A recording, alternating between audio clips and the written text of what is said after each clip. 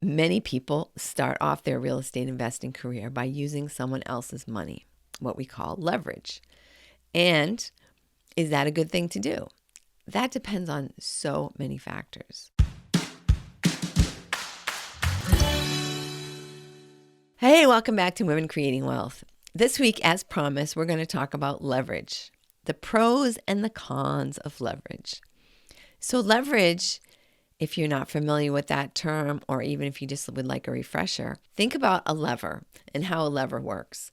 Basically, if you had to move a big rock, you could use a small rock and then you could put your lever in here, and that would give you enough force that you could use, especially if this is a really long lever. It would give you enough force that you could push that rock and move the rock, even though you're not by yourself strong enough to do that. So that's what leverage allows you to do with real estate.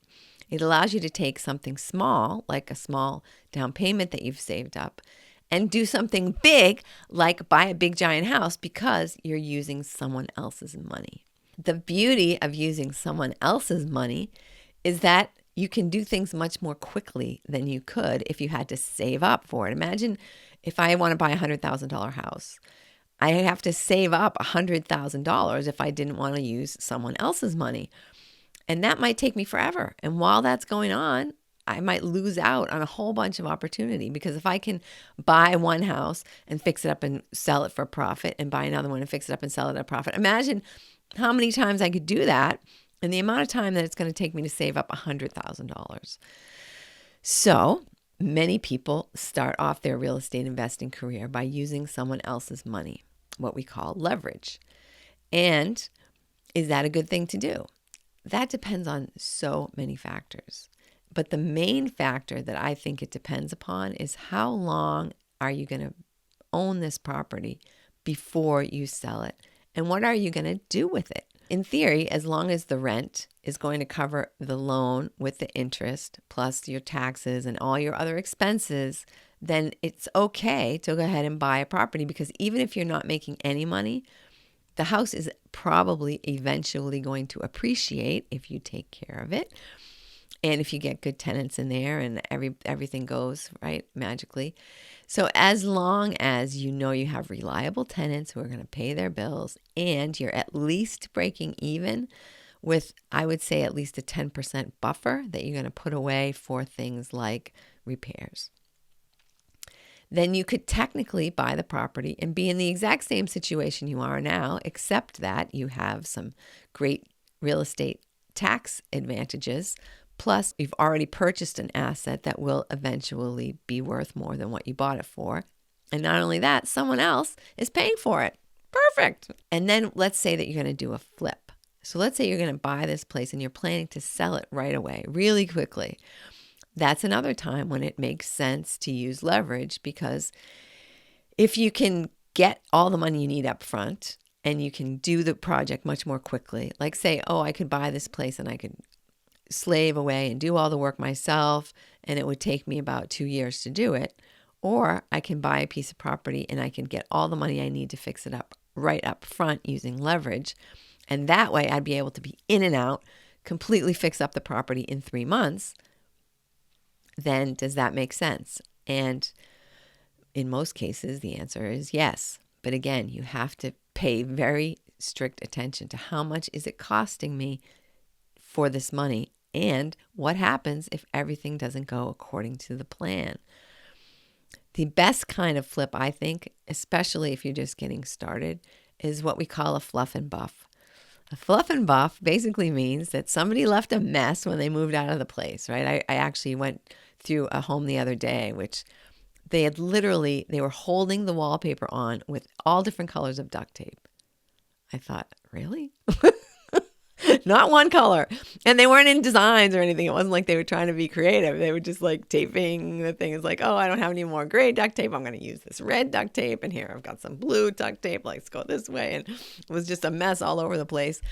But a place like that, you can go in there, you can strip the wallpaper, you can clean up the walls a little bit and either re-wallpaper or paint. Maybe in this case, the kitchen could use some help, and and the floors needed to be sanded. So basically you're just doing, and then I would probably do some landscaping, right? Do some beautiful flowers so that when you lead up to the house, so there just were a few repairs that needed to be made. And then the rest of it was really just scraping off the dirt and cleaning it up and making it really pretty. That's a fluff and buff. That can be done in a very short period of time.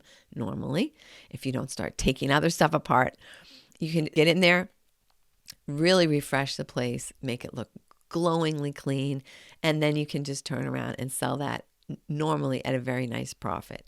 Because who wants to, right? Imagine that you're the one that you're just looking for a home to live in, and you see this place, you're like, oh, what the heck?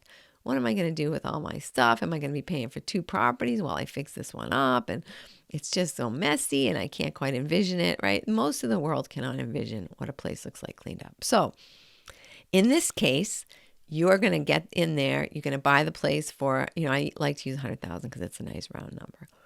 $100,000. And maybe you're going to invest $10,000 just because you're going to do the work yourself, but you can do it pretty quickly. You're going to rent a steamer. You're going to buy the paint. And then maybe you're going to have somebody come in to sand the floors. And then you say, that's it. I'm going to be able to be in and out of here in a couple of months. No problem. And when I'm done, I'll be able to sell it for $180. Okay.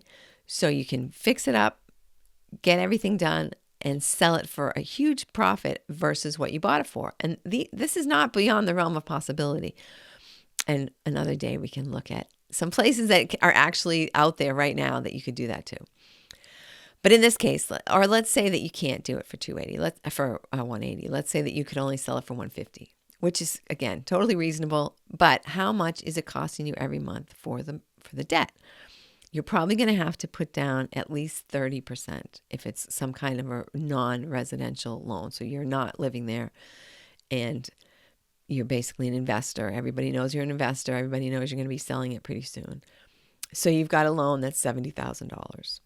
Well, that's going to probably cost you because you're also going to keep the lights on. You're going to have to pay taxes and insurance and all that stuff.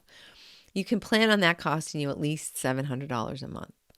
So you've got $700 a month coming out from the $70,000 that you borrowed. And let's say that worst case scenario, I would take right off the top, I would take out at least 6 months worth of that. So you're going to take $4,200 off the top. So you have X amount available to you. If you got a loan, for example, a 203K loan, which we can talk more about in a future episode.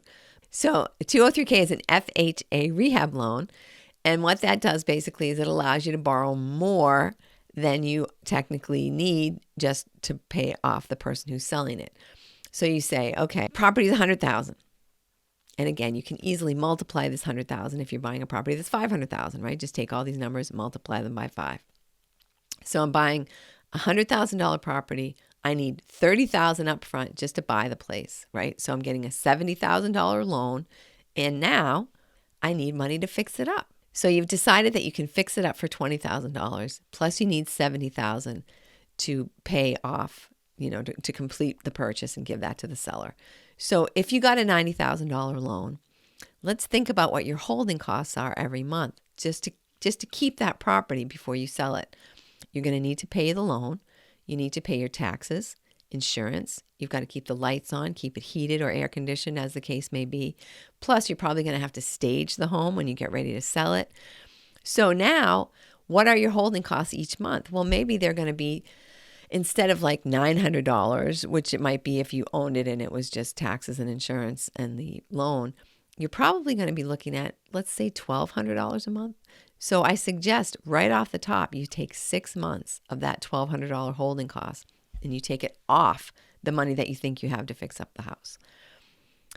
So that is 6 times 12, $7,200 that's coming out of the 20, that actually gets tacked on to the 20,000 that you thought you needed in order to fix up the place. That's got to come out of your profit. So you can't now turn around and say, oh, wow, I can sell this for $130,000 and make a profit. Well, you're not going to be making a $10,000 profit if you sell it for $130,000. You're probably going to be making a $2,800 profit if you sell it for $130,000. And is that worth it for 3 months of your life working on this place and selling it and worrying about it? And that's if it sells right away. So factor in holding costs, factor in while you're leveraging, remember that you have to pay off that loan. Oh, plus, by the way, if you make $2,800, you have to pay income tax on that. And that's a short-term capital gain. So that is, ouch, that's a high rate of tax. Factor all that stuff in if you're going to do a flip. And we'll actually talk about this later when we talk about flips. So that's a reason you might not want to leverage, because that's adding a lot of money to your holding expenses every month. So let's do a scenario as far as leverage goes. Let's bring it all back to leverage and talk about a scenario where somebody has $100,000. So they could just take it and they could buy one property for $100,000. And then they could not worry about it. They could fix it up. They could do everything. They don't have any. The only holding costs are going to be taxes, insurance, and they're, keeping the lights on and stuff. So maybe a few $100s a month. Versus somebody who has $100,000 and they say, hey, I'm going to buy 5 investment properties with 20% down. They're not going to be flips. They're just going to be regular investment properties. So person number 1 is going to be, we'll call her Carol Conservative. So Carol Conservative takes her whole $100,000 and she buys one property that she's going to rent out to somebody and have a nice day. The other one, Sally Speculator, is going to buy 5 pieces of property and put down $20,000 on each one. Fantastic, right? She's like, what could possibly go wrong? I've got 5 people giving me lots of money. Everything's happy, right? It's all awesome. So what happens when the market goes up? So Carol Conservative, she's got one property. The market goes up 10%. She now has assets worth $110,000. But look at Sally Speculator. She's got 5 properties, each at $100,000. So they're each going to go up $10,000 in value, right? Because the market just bumped up 10%. Now she's got 5 properties that are worth $110,000. She has got, and her loan amount is still less. So she took her $20,000 investment and she basically turned it into $30,000 because that extra $10,000 got added to each property. So, right, she had $100,000, she put $20,000 down, and now that $20,000, if she were to sell it, that $20,000 that she would get back just turned into $30,000. What? So she basically has $30,000 per property, or a total of $50,000 more.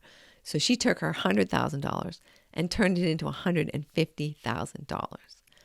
Compared to poor Carol Conservative, who took her $100,000 and turned it into $110,000. A 10% rate of return versus a 50% rate of return for a Sally Speculator. So that's like awesome, right? That's what you learn when people talking about, when you hear all these people on YouTube talking about how great it is, how easy it is to make money in real estate, how super it is to leverage. Absolutely. When the market is going up, there's nothing like leverage. But is the market going up right now? Is the market going up today? Well, that depends where you live, because pretty much most people who study these sorts of things agree that the market is reaching its peak. In many areas, the market has slowed down a lot. There's more inventory. Things are taking longer to sell. So in that case, what happens? Let's say the market now goes down 10%. So now, Carol Conservative, she only lost $10,000. The market went down 10%. Her $100,000 investment is now worth $90,000. Oh, well, she lost 10%. But what about Sally Speculator? She's over here. She has now lost $50,000 because each one of her 5 houses lost $10,000 in value. So half of the money she invested is gone. And guess what? What happens now if if the market goes down 20%, 25%? So the market goes down 25%. And Carol Conservative is like, well, it kind of stinks, but it's not a big deal because I still have $75,000, right? But poor Carol Conservative, she now has 5 properties that are completely underwater. She cannot sell them and get her money back. If she sells them, she's going to get nothing. All her money is gone. And if it went down 25%, even more, she basically would have to pay the bank if she wanted to sell one of these properties, because she doesn't have any equity and she doesn't have enough money. If she sold the places, and this is if she did it without any without any real estate agent or anybody who would have to get paid for this. So she has 5 properties that used to be worth $100,000, but now they're only worth $75,000. But how much is her loan? Oops, her loan's $80,000. So she's got an $80,000 loan on a $75,000 piece of property. Well, that kind of sucks. Carol Conservative, if she needed to take out a loan on her property, it would be easy for her to take out a $50,000 loan, get $50,000 in cash back and say, hey, now that the market's low, I can go over there and buy some of those places that Sally's speculator has and get them for pennies on the dollar. Because Sally needs to get out and Carol has cash that she can tap because she had equity left in her property. So what does that mean? When the market is going down, the less you have to leverage, the better. So instead of buying 5 pieces of property right now, buy 1 and wait and wait and wait and wait and wait and wait and wait for another at least 3 years. And then we're at the bottom, or we're at a low point where you're going to definitely be able to buy property and sell it very soon, like within another 5 years, at a profit, at a nice profit.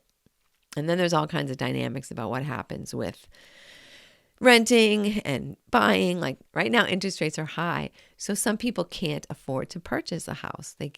What they used to be able to afford when they got pre-approved at 4%, and now it's 9% or 6%, their purchasing power has gone down. So they can't buy as expensive of a home, and maybe they can't buy what they really want. So they're just going to wait. They're going to rent. So now all of a sudden rental property becomes more desirable because there are more people who need to rent and you can raise the rents. Another great reason to not be fully leveraged in this type of a market. So what can you do if you're already own real estate and you're already really leveraged? If the market is still really good in your area, it's not a bad time to sell. You can sell, you can turn that into a different type of real estate investment, like do a syndication with somebody, or even just pay the tax and let it sit. Because in general, in historically speaking, the money that you pay in taxes is going to be repaid to you many times over by what you save when you buy a piece of property. You can even buy back the one you just sold, probably at a discount, assuming it's for sale, in about 3 years. So love to talk more about this with you. If you want to give me a buzz, if you want to go onto the website and shoot me a contact form, book some time in my calendar, because I know there's kind of a lot to think about. And if this weren't a podcast, I mean, it is also kind of a YouTube, but I don't want to do lots of stuff that you have to look at right now, but we can do that if we talk one-to-one. Have a fantastic week. I hope this helps you kind of visualize leverage and what you can possibly do with it. I would definitely discourage you from over leveraging yourself at this moment in time unless you're doing something really quick like a fluff and buff. Have a wonderful week.